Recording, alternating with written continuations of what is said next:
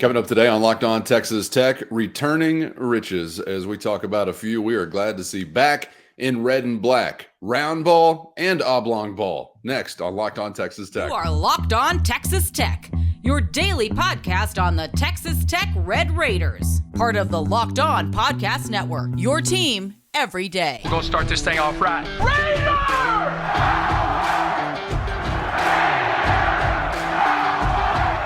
Everything runs through Lubbock.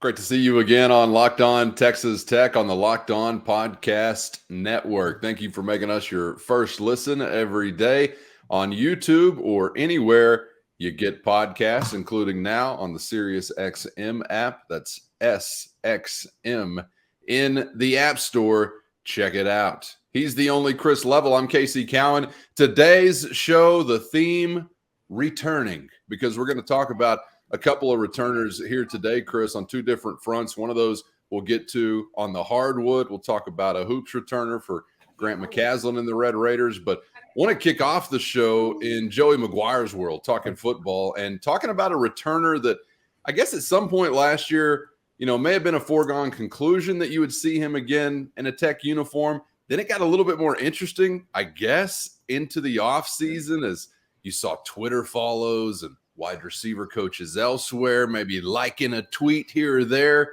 from Jerand Bradley. That's the man we're talking about, and he's the man that I really feel like, Chris, needs to, don't know if he will, but needs to fill those biggest shoes within that group of wide receivers. Saw some flashes last year. Had a couple of games he strung together, looking for a little more consistency, but I remember not too long ago, there was a real thought about, do we see this guy back in Lubbock? Because it seemed like he was getting some of that attention elsewhere, right or wrong, that could lead to a transfer. But we didn't see that come to pass. Man, I'm excited to see Bradley back in West Texas again. Yeah, Calvin, I think what really started that, I don't want to say rumor mill, but where people started really kind of following it closely is when Joey McGuire did a radio interview in the Metroplex, and he kind of, I don't know if you want to say threw some shade or he kind of made everybody aware, we know what's going on. We know who's involved. We know, all we want you to be aware. We're aware. Yeah, exactly. And I think, and then you have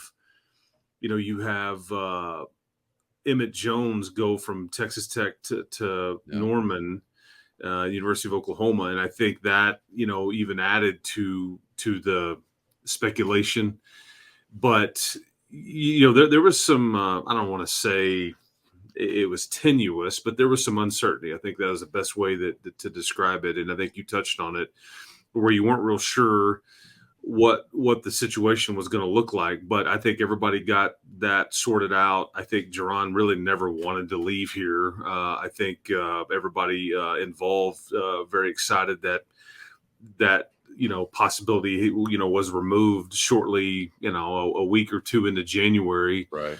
And, I was listed, first of all, Red Raider Sports tweeted out, the top 5 receiving leaders yesterday coming back in the Big 12. I've actually heard some, we all love lists, right? And I think you start to see this time of year, whenever people start ranking certain positions or players or teams or whatever, we do a lot of this exercise to kind of fill up the time. And it's fun because there's no right or wrong answers in some ways. But I think that at the time, I'll be the first one to admit, I watched every snap from this kid. I've watched, and I think some of it speaks to who left the league and graduated or left the league via the transfer portal or is now in the NFL or is no more eligibility. But I don't guess I just grasped how the stats that Jeron Bradley was able to put up last year in relation to what everybody else's were that's coming back into the Big 12 conference.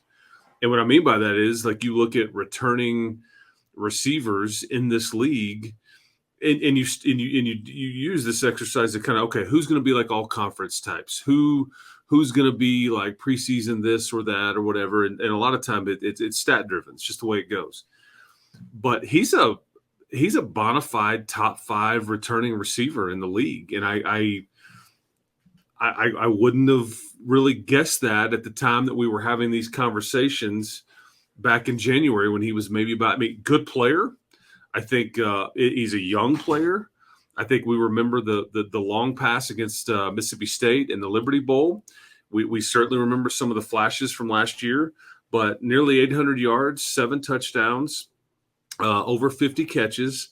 But that ranks really near the top of returners. And it's like nobody's going to tell you that he's the best receiver coming back in the league. That's Xavier Worthy. I don't think anybody could argue against that. I mean, you're talking about somebody that's, I think, combined Xavier Worthy for like 22 touchdown receptions in the last 2 years, and he wasn't even healthy all of last year either, and had 9 touchdowns and then 12 the year before. So he's a more than likely an NFL draft pick and those things like that after this year. But Jerand Bradley fits in right in that next tier of wideouts in the Big 12. Yeah, I remember having a conversation prior to last season with it was Buddy Waters and Krishawn Merriweather I got to visit with on Black Label Radio. And we got to talking about guys that they're seeing across the line of scrimmage in fall camp. Who are these wide receivers, et cetera, that are getting your attention? And we're talking about pass catchers because the running backs were a known commodity, obviously, with guys like SaRodorick Thompson and Taj Brooks leading the way last year. But Muddy said, who do you think it is? I went with Jeron Bradley, really just kind of shot in the dark because of measurables. You look at the dude and you see what he can do physically that you really can't teach or coach and that not everybody can do. And I'm just thinking at that time, Chris, I don't know, again, if he will be, but he needs to be. Texas Tech needs this guy to fill those kinds of shoes. And by the way, Muddy's answer that day was Miles Price, who got a little derailed by injury, unfortunately. So we didn't really see that come to fruition. And we never really saw my hope come to fruition either with Bradley, at least not consistently, like I said just a few minutes ago. And I'm curious how you improve on this part, because just as an example, first 2 games of the season, he has 12 catches. I mean, that's heavily involved, 6 in each. Took him the next 4 games to get another 12 catches. So it was just kind of that way all year long. There were some low spots and then 8 grabs for 119 and a TD in Stillwater, hooking up with Baron Morton. That was a memorable day for Bradley. But then you go through, again, the next few games, and it takes you another 4 to collect 8 receptions again. Yep. But then you finish the season, 8 grabs in each of your final 2, 173 against the Sooners, 88 against Ole Miss, touchdowns in each of them. I wonder what you think about how do you connect those dots and become that more consistent presence week to week to week? And also how much you think that guy was just impacted by quarterback turnover? Because I know chemistry and synergy between those guys should be getting better as the season goes along. If it's one dude, you can, keep healthy, but obviously that wasn't the case last year. This is a young player. Okay. And I think that's the hardest thing for young players is that they flash and it's, can you do it all the time? And can you, because when you hear coaches talk about players that flash, they're showing you what they're capable of, but it's like, we don't see it enough. And I think Bradley was at some level consistent last year. There wasn't really a game where he was, shut out or whatever. However, you also have to look at, what was he able to do to be like a top guy, to be like the guy, like a number one. And I think it's funny because I think you nailed it. It's like 16 catches in those last 2 games, because I looked this up too. You were on the same track as I was. 16 catches, 261, and 2 TDs in those last 2 games alone. The 4 games before that, and again, we're in the back half of the season, 11 catches, so less, and then 166 and 1 TD. Right. Which player is it? Which one is it? And I think it's going to be difficult to be that last 2 games guy all the time. 8 catches a game, 100 yard. I mean, those are big time numbers, because at that point you're talking about first team Big 12. You're talking about All-American type stuff. I mean, you're really in a 1,200, 1,500, receiving yards type of season if you were able to do that all the time. but I think that's the next step for him, is to kind of not with his production, not be so high and low, you know, and I think that will be the key thing for him, is to kind of even that out a little bit and raise the floor, you know, to where, you know, there's not some games where it's like, man, I just don't really remember him much, or he didn't affect the game much, or he just had a catch or two. Hey, look, the good ones, the really good ones, and we've seen some that have come through here, everybody knows where the ball is going and they still produce, you know, and so, but I think, to your point, I think you're dead on in that the quarterback inconsistency probably wreaked havoc on players like Jeron Bradley and everybody in that room. That's just the facts. Chemistry, timing, different plays being called that slant more to, because I mean, I think it's funny that you mentioned that Oklahoma State game, and I think that was a different game plan than obviously what you ran at Iowa State. Yeah. Okay. Right. And obviously Barron versus Tyler, and I think Chris, I was just going to say, I noticed when you mentioned that 4-game stretch prior to those final 2 big ones, 3 of those 4. Baylor, Texas Christian, Iowa State, defensively, that you were facing. So may have not been, you know, a coincidence that there was some light statistical impact those days. Yeah, and so all that factors in. But I think it's just fair to say, though, that he's a top 5 guy in the league. I mean, coming into the year, doesn't mean he'll finish that way, but he's going to be first or second team All Big 12 in my opinion. That's what I was going to ask. Needs to be first team. He's got that capability, right? Yeah, absolutely. I mean, I mean, again, I think Brennan Presley put up some numbers, only had 2 touchdowns at Oklahoma State. I think Javon Baker, who was one of the new guys that people are going to, who's that? He's at Central Florida now, transferred to Central Florida from Alabama. And then you have Arnold Lawrence, who's at Kansas, and I think Phillip Brooks at Kansas State. But I think statistically, Bradley's he's got great numbers, man. He just does. And I think the production was there. He's just, you know, technically a sophomore, I think, eligibility-wise, I think is right, because I think that the first year – you know, I'm trying to remember if he's got a COVID year, because either sophomore or junior, you know, and I lose track of like if they have the extra COVID year or not. He may have been on the wrong side of it, so maybe a junior classification wise. No matter how he's listed, I'm not sure if he has an extra year or not. But bottom line is, it's really all in front of him still, and I think up until now he hasn't been asked to be a guy. I think now he's going to be kind of asked to be, and who he is as a player, he's a bully ball guy. He's not really going to burn you with game breaking speed, and he's not a threat to take it to the distance anytime he catches it. However, he's a 50-50, you know, he's a big physical target. He's a red zone guy.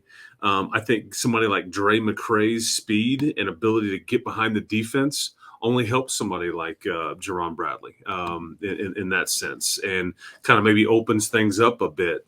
So some speed by Loic or Dre, I think, would only help a guy like Jeron Bradley, and I think that is worth mentioning in this case. Bradley classified as a sophomore in 23, had a redshirt season in 21 where he did play 4 games, but was able to redshirt, and then obviously we saw him last year as a freshman. I don't think he has a COVID eligibility. Okay, I could be wrong. Okay. But sophomore is a classification this season. And you mentioned Dre McCray, and I'm glad, because I wanted to pivot before we leave this topic to the bigger picture as far as this group of pass catchers and guys that hopefully are game breakers at that position. Chris, we've seen some great groups obviously come through West Texas over the years. I've become a little jaded in some ways by that position, because I know you need so many other things to make a football team. And sometimes I feel like I've gotten like too wrapped up in, hey, these wide receivers are great, but quarterback's getting killed every play because the offensive line stinks, so it doesn't matter what the wide receivers are.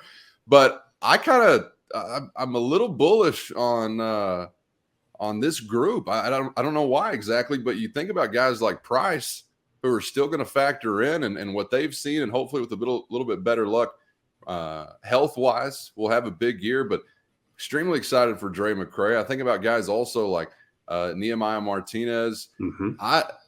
I'm optimistic about this group. I don't want to go wild because a group of wide receivers does not a football team make. So I understand that, but comparatively, maybe the last decade or so, I feel like potential wise, this is not a bad one. How do you see this big picture, this group shaping out? But first, today's episode brought to you by Built Bar. And if you're looking for a delicious snack, but you don't want all the sugar, don't want all the calories, I got what you need, buddy. That's Built Bar or Built Puff. What makes them so good? For starters, covered in 100% real dark chocolate. Tastes so great, you're not going to think they're good for you. Unbelievable flavors like churro, peanut butter brownie, cookies and cream.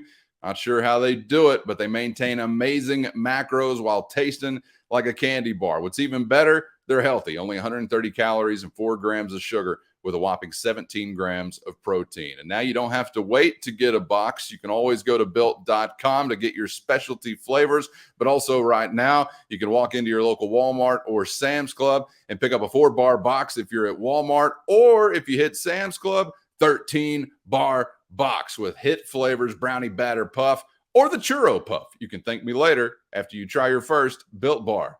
Comparatively, maybe the last decade or so, I feel like potential-wise, this is not a bad one. How do you see this big picture, this group shaping out? The entire group is back with you. I don't know if you want to call it a trade, but you swapped Trey Cleveland, who has ended up at North Texas, and you added Dre McCray. Other than that, everything for the most part is exactly the same at outside and inside receiver. And I think that's important to note. I think you have guys like J.J. Sparkman that maybe could take a next step. He's kind of has this consistency issue as well. I think you have guys like Loic, who the ability is off the charts. It's just a matter of, can he be available to you and not get dinged up? I think Dre, they tried to teach all the different receiver spots to him, and I think he's kind of, I think the term would be swimming a little bit, just trying to figure out, so he hasn't been able to turn it loose yet because they're trying to cross-train him, because this is what they think of him. We want you to play outside. We want you to play inside. We want you to play the other outside spot, and they're all a little bit different. And so I think they threw a lot at him. And then a guy like Miles Price could end up being your best receiver. But again, he was just dinged up last year. But yeah, you mentioned Nehemiah, you mentioned Xavier White. I'm really high on a guy like Coy Aiken, who got dinged up in the latter part of the spring. Yeah. I think he could take a next step. And then you have guys like Brady Boyd, who didn't even play this spring, that I think could be really, really good for you. And so I think there's a lot of sizes and shapes. There's a lot of speed component. You've got enough inside, outside. It's really deep. I don't know if there's technically a draft pick here, yet, or anything like that. But I do think, and again, part of me is kind of somewhat surprised that I'm saying this in some ways, because I just didn't know. It's all about context. I didn't know the context of where Jeron Bradley's numbers stacked up to everybody else's that was returning, but his numbers belong right there at the top. And it's not Xavier worthy like by any means. But it's right there after it. And I think there's some other guys you can talk about, which we just did in that next tier, but he belongs in that group, at least on paper. Now, it's just a matter of, are you the guy that was catching 8 balls a game in the last 2 games? Or are you the guy that the previous 4 games you didn't even have but 11 catches total? You had 2 catches, 3 catches, 4 catches, stuff like that in these games. That's you need to even that out a little bit. It needs to slant toward you're a primary target and everybody knows where the ball's going and they can't do anything about it. But so much of that will be about quarterback health and timing and chemistry, and all those kinds of things will do nothing but help him there. An incredibly interesting spot also because of what you made reference to earlier, the departure of your position coach and Emmett Jones and the arrival of Justin Juice Johnson, who is just interesting in and of himself because of the connection to Coach McGuire, but that's where he is now with these pass catchers. So it'd be pretty interesting to observe all the way around what step they can take forward. And we'll talk about so many returners, so much experience in a lot of different spots, but the wide receiver group has as much returning maybe as any group on either side of the ball. So high expectations justified. And anytime we're talking wide receivers, Chris, I just don't know that you have topped yet group-wise. And look, any group that Michael Crabtree is in, that's a great group, okay? But I still go back to the days of Joel Falani, Jarrett Hicks, and a 5-star JUCO quarterback turned Aggie killer named Robert Johnson. Yeah. And I don't know if you've ever really had it any better than that small window when those three guys were cooking at the same time. And it got a little bit limited, unfortunately, because of Clearinghouse and Hicks and yada, yada, yada. But I kind of remember thinking, all right, well, here's Jared Hicks. He's the next guy. I was like, wait, okay, maybe this Filani dude is the next guy. And it's like, wait, maybe this JUCO quarterback is the next guy. And they just all turned out to be dudes at the same time. I don't know if you've ever had it better than that since then. Again, save for what you were with Michael Crabtree in the mix, 2-time Biletnikoff winner. But is that still the high water mark? Is that the standard, or who stands out to you like that? Yeah, there was an under-the-radar group in one of Coach Tuberville's first or second. I'm trying to remember back. Well, I guess it was the year after he 50-yard lined everybody and left. But it was and the reason I remember this is because a guy named Tommy Maynard was the outside receivers coach. Neil Brown was the OC and all that. And Tommy, Carlos's son, Tommy was the guy that he was specifically responsible for recruiting Jakeem Grant here, LaRaven Clark here. I mean, some NFL guys. But he was the outside receivers coach. And then Tuberville departs to go to Cincinnati, and then everybody here is kind of out of a job or wondering what's next for them. And Tommy Maynard is sitting there, and he's got 2 1,000-yard receivers, Eric Ward and Darren Moore. Yeah. And I thought, what a BS profession these guys are in. This guy did his job. Anybody that, if you have one 1,000-yard receiver, in college football, that was back, obviously there wasn't, I just, that's the high water mark, right? And he had 2 of them and coached them to perfection, and they were productive. They were really, really good. And, so I've always remembered that group because it's not a group that people, like offense in general. Yeah. Jace was, I think, maybe a part of that little run too. I was going to ask, was that all the same time with Amaro and Grant on the inside, Ward and Moore? Or salty, man. I mean, when you think back, Eric Ward, one of my favorites of the last decade individually. For sure. Hammerhead, yeah, they used to call him Hammerhead because he would light you up on a block. Wichita Falls Rider. That's right. Yeah. So anyway, but that's a group that I don't think ever gets mentioned enough. Because Eric was. He was a big time guy, but that era kind of gets, because of how the coaching transition happened, and people don't look fondly upon that Tuberville era. But there were some really good players and really good coaches, associated with that particular group. But that's one group I would certainly. I don't know if it was as good as the group you're talking about. I think Amendola was even a part of the, and maybe even Eric Morris, and kind of in that general time frame back when you're talking about Hicks and Filani and. Robert Johnson, all those guys, but hopefully, man, you get some of that conversation this year because, again, on paper, there's a lot to like. It's just a matter of staying healthy and then getting some continuity with whoever's playing quarterback for you and availability there. Anxious to see what they can do this season because really optimistic about the potential of this group, but other things got to click. We have mentioned offensive line. We have mentioned quarterback health for a reason within this wide receiver conversation. All right, we are going to make a hard left here coming up next as we wrap up the episode, though, with something that Red Raider fans should enjoy, however, as you got good news on a hoops front with the official declared return of Lamar Washington. We'll break it down next, what it means for Grant McCaslin and the Red Raiders on Locked On Texas Tech.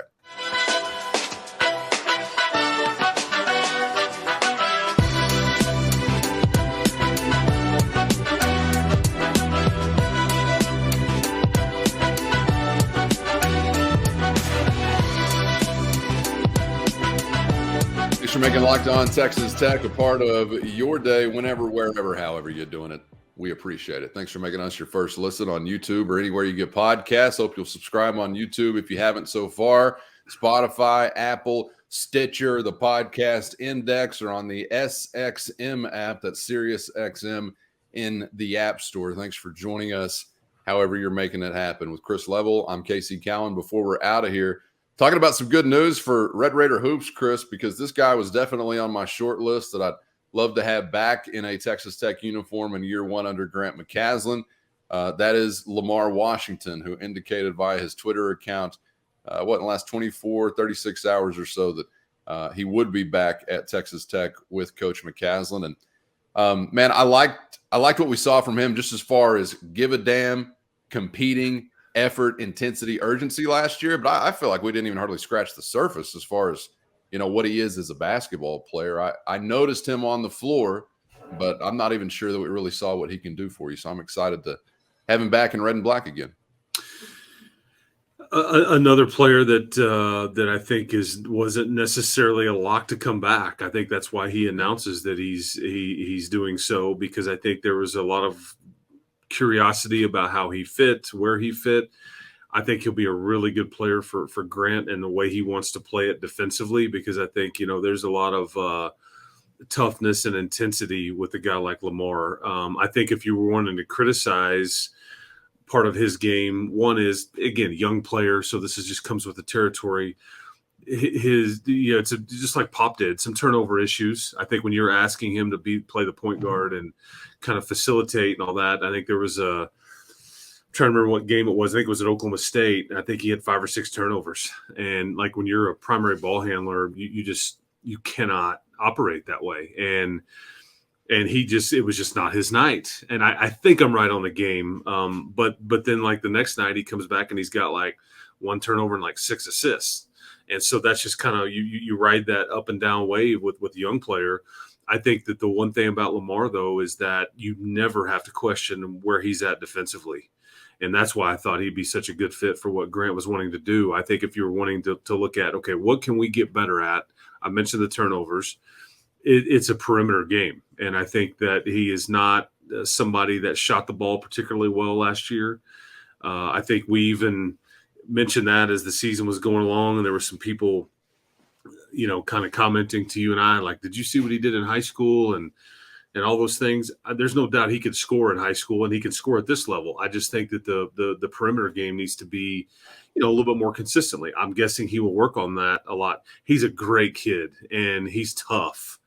And I think he's somebody that no matter who else they bring in here, he's going to be in that top 7 or 8, guaranteed, just because of his defensive prowess and his toughness, and he's got some dog going. And I think that's a good thing. It's going to be a typical, and he's got a Big 12 body. This is a legit 6'2", 6'3", but he's got some size to him. He plays bigger than he actually is. He's got a good vibe about him. I just like his personality. He's not super emotional. And so I just kind of like the way he kind of shows up, and he's a worker, man. And so, but you're really young, Cowan. I mean, this sophomore class is now pretty, because I'm looking at it now. You got Pop, Lamar, Kyron Lindsey, Robert Jennings, and now Darian Williams. The bulk of your team is now going to be sophomores next year. Guess what? You're going to be really, really young again. And you've still got several spots left to fill. I think technically would be 4. But I was really glad to see Lamar Washington decided to stay here, because these are the kinds of guys that you want to grow old with. Because I can't find anything wrong. Like, man, he needs to go. This isn't working here. No, you were looking for reasons to want to keep the Jenningses and Lamar Washingtons and the Pop Isaacs and things like that. Now, hopefully we look up in 2 years and they're seniors here, and you're like, okay. And that may be what Grant's trying to do. It's like, hey, be a little patient initially here. We can keep this core group together, kind of grow old with it. There's going to be a payoff. If we can sprinkle some age and experience with them along the way, that may be what he's looking to do right now. I will not be patient. Thanks for asking, though. Do you think that Texas Tech has, as far as returners that have come and gone, stayed or gone, I guess I should say, have they missed anybody they wanted? Because I kind of feel like some of these former Red Raiders now, Amac, Tyson, Fisher, were processed. Do you think that they have not gotten somebody they really wanted to be back as far as I think Bacho is one. I really do. My mind. Yeah, I really do. I think that up until his kind of under the radar Louisiana Tech visit, I think head coach and other people had really good conversations with him. I think they were trying to work through his questions, and I think this is a player that they wanted to keep. And that's why the need for a guy like Warren Washington is so, at the top of the list as far as wants goes. And if it's not him, it's got to be somebody, just because you just don't have that component on your team right now. And otherwise you're going to be woefully undersized. And sometimes teams do that. You can have, as long as if you've got a bunch of 6'8" guys that play bigger than they are, you can get away with it, but you don't have a true rim protector. You don't have a true post or anything like that. And I think Bacho's a guy. I would say this too. I really do think Elijah Fisher would have been closer to that category than people realize. I just don't think Elijah Fisher did not. We've heard his commentary and all that, and that's not what I'm getting into. I don't think he had a good experience here. I think that has a lot to do with the previous coach. Also, don't know if Lubbock just was ever a fit for home for him for a variety of reasons. And I just don't know. I think he wanted to be closer up north where he's from, Canada and all that stuff. But I mean, from a player standpoint, I do think there was some interest in keeping him, because you just saw him really start to scratch the surface. And I think where Grant was maybe coming at it from is that I noticed a lot on the defensive end of the floor. He's a guy that did play bigger than he was. He did the little things. You weren't asking him to score 15 a game, but he'd get a key rebound, a block, diving on the floor, whatever it was. And it was that last month of the year where you like, man, I kind of now start to see this kid grow up in front of my eyes. And so I hate that DePaul will likely, I guess, benefit from that now. And so anyway, I'm just talking about him, the player. I'm not talking about all the other stuff, but I think Bacho is certainly an answer to your question. But I think it's fair that Fardaws was just not going to stay here. I think that was not going to happen. And I don't know if the Jalen thing was more of a, man, you're just not a fit here. And so I think they just all went their separate ways there.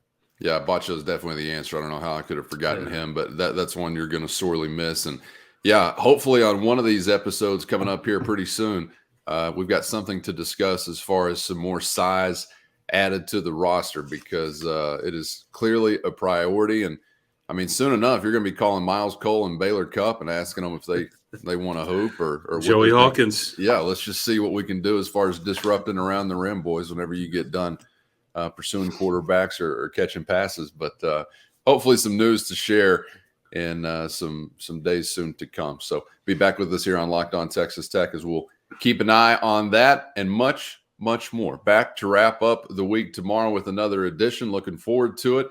Hope you'll join us on YouTube or anywhere you get podcasts. Chris, that goes for you as well. Hope to see you again. Thanks for the time today, man. Enjoyed it as always.